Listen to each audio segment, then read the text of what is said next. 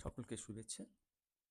যারা মাধ্যমিক পরীক্ষা দিচ্ছ, বেশিরভাগ স্কুলের টেস্টের রেজাল্ট বের হয়ে গেছে। আর মাত্র ২ মাস হাতে রয়েছে মাধ্যমিক পরীক্ষার জন্য। তাই এই গুরুত্বপূর্ণ সময়গুলোতে তোমরা গুরুত্বপূর্ণ সহকারে তোমাদের পাঠ্য বইগুলি ভালো করে খুঁটিয়ে পড়বে।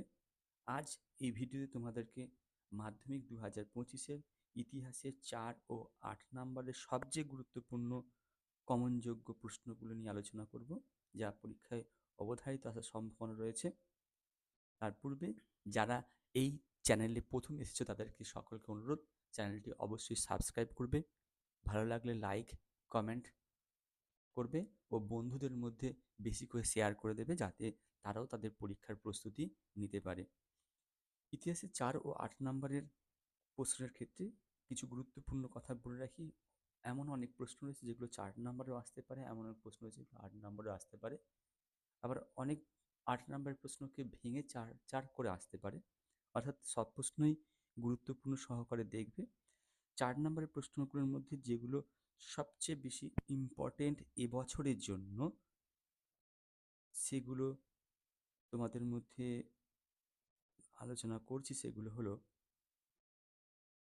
প্রথমে যে কোশ্চেনটা তোমরা অবশ্যই দেখবে, নারী ইতিহাস চর্চার উপর একটি টিকা লেখো।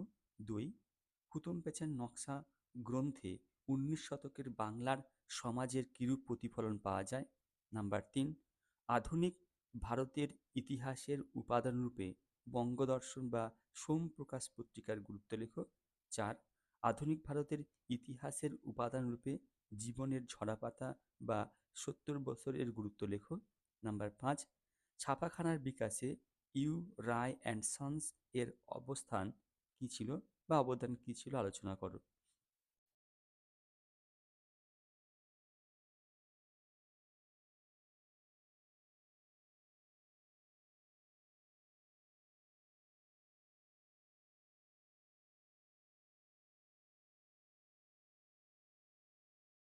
নাম্বার ৬, শ্রীরামকৃষ্ণের সর্বধর্ম সমন্বয়ের আদর্শ ব্যাখ্যা করো। নাম্বার ৭, বাংলার কারিগরি শিক্ষার বিকাশে বেঙ্গল টেকনিক্যাল ইনস্টিটিউটের কী ভূমিকা ছিল। নাম্বার ৮, সূর্য সেন স্মরণীয় কেন। ৯, পাশ্চাত্য শিক্ষা বিস্তারে রাজা রামমোহন রায়ের ভূমিকা কী ছিল। ১০, ঔপনিবেশিক অরণ্য আইন বলতে কী বোঝো, এই অরণ্য আইন প্রবর্তনের উদ্দেশ্য কী ছিল। ১১, বিজ্ঞান গবেষণায় বসু বিজ্ঞান মন্দিরের কী ভূমিকা ছিল। প্রত্যেকটা প্রশ্নকে তোমরা পয়েন্ট অনুযায়ী লেখার চেষ্টা করবে এবং সুন্দরভাবে গুছিয়ে লিখবে। নাম্বার ১২, বাংলায় বিজ্ঞান চর্চার বিকাশে ডাক্তার মহেন্দ্রলাল সরকারের কী রূপ অবদান ছিল। নাম্বার ১৩, ১৮৫৫ খ্রিস্টাব্দের সাঁওতাল বিদ্রোহের কারণ কী ছিল।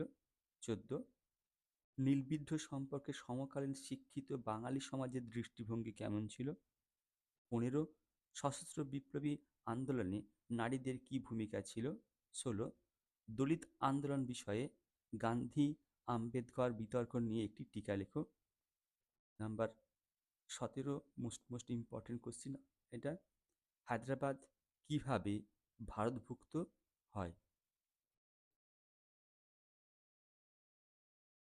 ১৮, দেশভাগ সম্পর দেশভাগ পরবর্তী পাঞ্জাব ও বাংলার উদ্বাস্তু সমস্যার চরিত্রগত পার্থক্য বিশ্লেষণ করো। ১৯, মহারানীর ঘোষণায় তাৎপর্য আলোচনা করো। এই ১৯টা ৪ নম্বরের প্রশ্ন তোমাদেরকে দেওয়া হলো।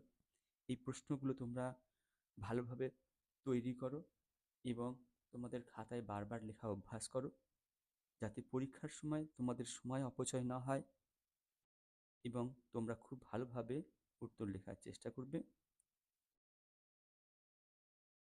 ৮ নম্বরে যে প্রশ্নগুলো রয়েছে সেগুলো হলো, নীল বিদ্রোহের কারণ ও গুরুত্ব লেখো। ২, ছাপাখানার বিকাশে ব্যবসায়ী উদ্যোগ কতটা দায়ী ছিল।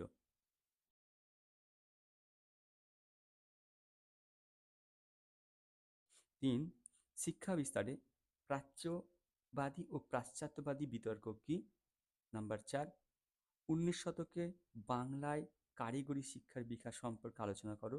নাম্বার ৫, সশস্ত্র বিপ্লব বাদে বাংলার নারী বা ছাত্রদের কার্যকলাপ আলোচনা করো। হয়তো নারীদের কার্যকলাপ আসতে পারে অথবা ছাত্রদের কার্যকলাপ আলোচনা করতে হতে পারে।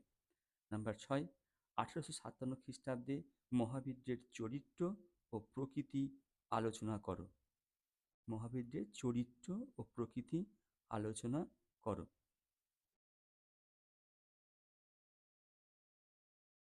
নাম্বার ৭, ঊনবিংশ শতকের বাংলার নবজাগরণের চরিত্র বিশ্লেষণ করো।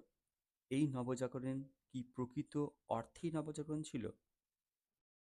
নাম্বার ৮, রবীন্দ্রনাথ ঠাকুরের শান্তিনিকেতন ও বিশ্বভারতী ভাবনার মাধ্যমে কিভাবে প্রকৃতি ও শিক্ষার সমন্বয় ঘটিয়েছেন তা ব্যাখ্যা করো।